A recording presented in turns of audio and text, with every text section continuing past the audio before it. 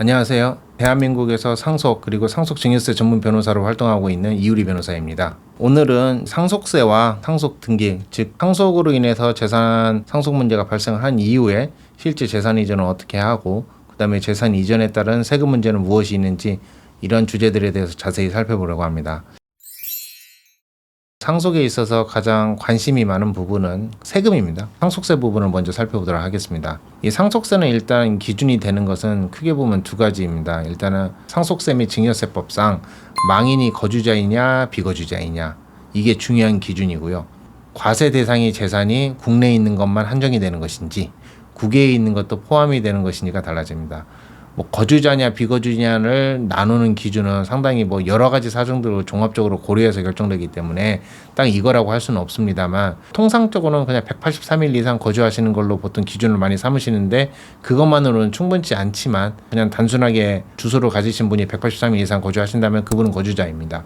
이게 사실 국적은 중요하지가 않습니다. 미국 국적의 망인이 사망하셨다고 하더라도 한국에서 거소신고를 하고 오랜 기간 거주하다가 사망하시면 이런 분 같은 경우에는 한국세법상 거주자입니다. 미국 시민권이지만. 반대로 한국 국적으로 미국 영주권을 받아서 미국에서 오랜 기간 거주하시다가 돌아가신 경우, 이런 분 같은 경우에는 한국 국적이지만 실제 거주하시는 곳은 미국이었기 때문에 한국세법상 비거주자에 해당이 됩니다. 두 가지 예를 가지고 먼저 이제 얘기를 해보면, 먼저 앞서 말씀드린 미국 시민권자 분이지만 한국에 거소신고를 하다가 한국에 오랜 기간 거주하다가 돌아가신 경우 한국세법상 거주자에 해당이 되는데요. 이럴 경우에 과세 대상이 되는 재산은 한국에 있는 재산, 또 미국에 있는 재산 모든 정보가 한국에서 과세가 되기 때문에 이 부분을 모두 빠짐없이 신고를 해야 합니다. 한국세법상 거주자냐 비거주자냐에 따라서 상속세 과세 대상 여부가 달라지기 때문에 한국세법상 거주자로 판명이 된다면 미국에 있는 재산도 과세 대상이 된다는 것을 유념하셔야 합니다. 또 반대로 예를 들어 한국에서 오랜 동안 거주하시다가 자녀들 교육 때문에 이제 미국으로 이민을 가셔가지고 미국에서 이제 영주권을 취득해서 거주하시다가 이제 사망하신 경우, 이런 경우에는 한국세법상 비거주자입니다. 그런데 이분이 예를 들어 이민을 갈 때 한국에 아파트를 한 채 가지고 있어가지고 아마 이걸 정리하지 못하고 그대로 남겨둔 경우, 한국세법상 비거주자인 경우에는 한국에 있는 재산만 과세 대상이 됩니다. 즉 미국에 있는 재산에 대해서는 한국에서 과세권이 없습니다. 그래서 이분 같은 경우에는 한국 국적이고 미국에서 거주하시다가 그래서 한국세법상 비거주자로 돌아가신다면 한국에 있는 재산은 과세가 되지만 한국 국적임에도 미국에 보유하고 있는 재산에 대해서 적어도 대한민국 정부에서는 과세권이 없습니다. 그래서 이 한국세법상 거주자냐 또 이런 비거주냐에 따라서 그 대상 재산이 완전히 달라지고요. 또 하나의 차이가 이제 공제 범위가 완전히 달라집니다. 이 공제 범위는 쉽게 얘기하면 거주자는 공제 범위가 아주 큽니다. 한국세법상 거주자가 돌아가신 경우 만약에 배우자가 계시면은 일괄 공제 5억과 또 배우자 공제 5억 포함해서 10억에 대해서는 상속세를 한 푼도 내지는 않습니다. 재산이 10억이 안 될 때는 망인이 배우자를 남겨두고 사망하시고 한국세법상 거주자였다면 사실 내야 할 세금은 없습니다.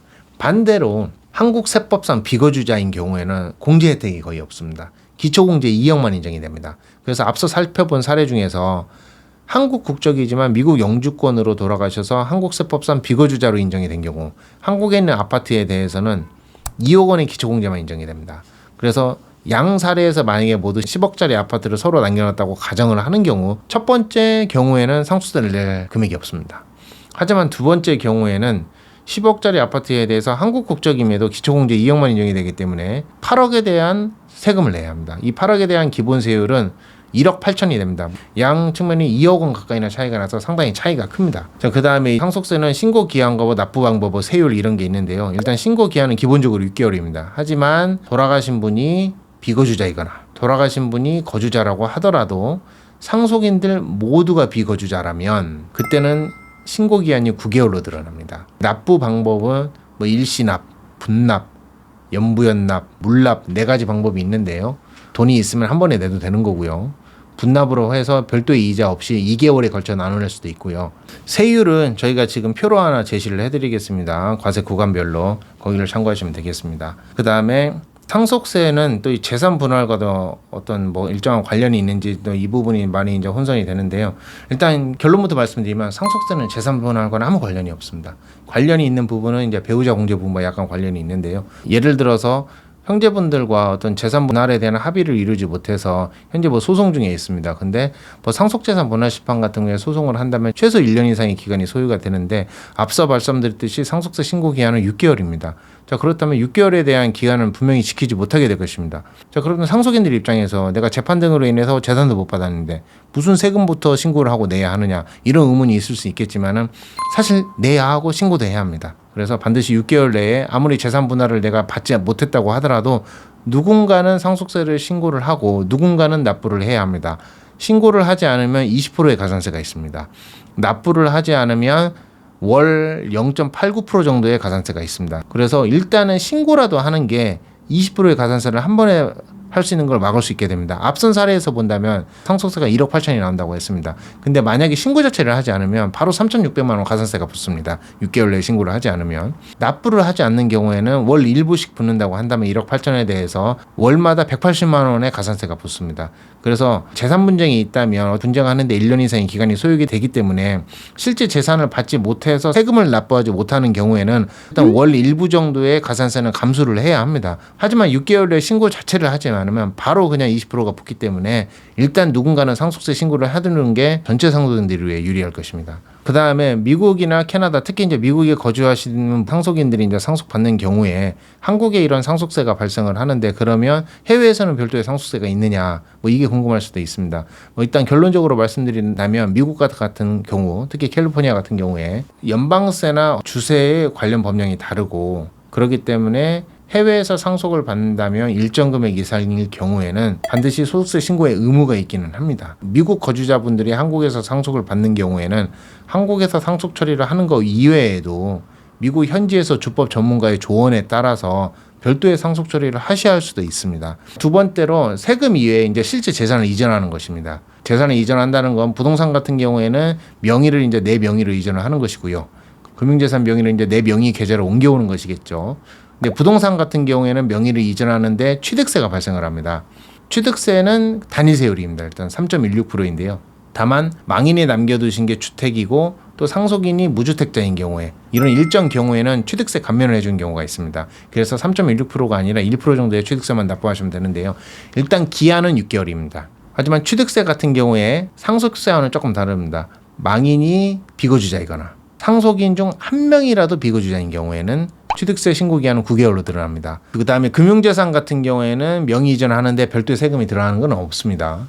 실제로 부동산 같은 경우에는 재산을 내 명의로 이전을 하기 위해서는 망인인 해외 거주자인 경우 또 상속인 중에 또 미국 거주자가 있는 경우 이 경우에 따라서 각자 준비해야 할 서류가 너무 다릅니다. 부동산 명의 이전을 위해서는 두 가지인데요. 상속을 증빙하는 서류, 그 다음에 사망을 증빙하는 서류, 크게 보면 두 가지입니다. 이런 사망을 증빙하는 서류와 관련해가지고 망인이 미국 분 같은 경우에는 그 현지에서 발행된 사망 진단서로 활용할 수밖에 없기 때문에 외국에서 발행된 공문서를 한국에서 활용하기 위해서 아포스틸 인증 등의 적정한 절차를 밟아야 합니다.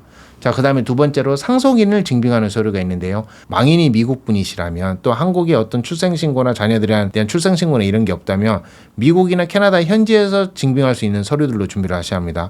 출생신고서, 결혼증명서, 각종의 다양한 서류들이 있는데요. 해당 상속 등기건에 대한 종합적인 사정들을 따져서 필요한 서류를 구비하게 됩니다. 그 다음에 상속인 중에 한 명이 이게 미국 시민권자인 경우, 이런 경우에 그 상속인임을 증빙하는 서류를 준비하기 위해서 미국 시민권자인 상속인께서는 직접 서류를 작성해서 공증하고 아포스틸 인증을 받아야 합니다. 미국 시민권자이기 때문에. 그렇다면 무슨 서류를 준비를 해야 하느냐? 기본적으로 거주사실 확인서, 서명 진술서, 동일인 증명서, 위임장, 분할 협의서 이런 정도의 서류인데요. 이게 사실 이런 서류들은 직접 작성을 하는 거기 때문에 작성지에 따라서 명칭이 다르다는 것 좀 염두에 두시지만 핵심은 이런 서류들을 작성을 해서 그 해당 상속 등기를 할 수 있게 적정하게 작성을 한 다음에 미국 현지에서 공증을 받고 아포스틸 인증을 받아야 합니다. 캐나다 같은 경우는 캐나다 현지에서 현지 공증인한테 공증인을 받고 캐나다 시민권자인 경우에 그 다음에 주정부로부터 확인을 받고 그 다음에 대한민국 영사로부터 영사 확인을 받아야 합니다. 지금까지 해외 시민권자 입장에서 상속이 발생한 경우 세금과 관련된 상속세는 어떻게 해야 하고 또 얼마나 되고 기한은 어떻게 되는지 그 다음에 실제 재산 이전을 하기 위해서는 어떤 절차, 어떤 과정, 어떤 서류 등이 필요한지에 대해서 자세히 살펴보았습니다. 오늘 다룬 주제에 대해서는 제가 미시 USA 칼럼을 게시하고 있습니다. 그래서 미시 USA 게시판에 질문을 남겨주시면 저희가 비슷한 유형의 질문을 모아서 영상으로 다시 한번 소개해드리는 시간을 갖도록 하겠습니다. 또 만약에 사건 의뢰를 위해서 전문 상담이 필요하신 부분이 있으면 영상 하단에 고정 댓글이 있습니다. 거기에 상담 신청 URL을 통해서 상담을 신청해 주시면 되겠습니다. 감사합니다.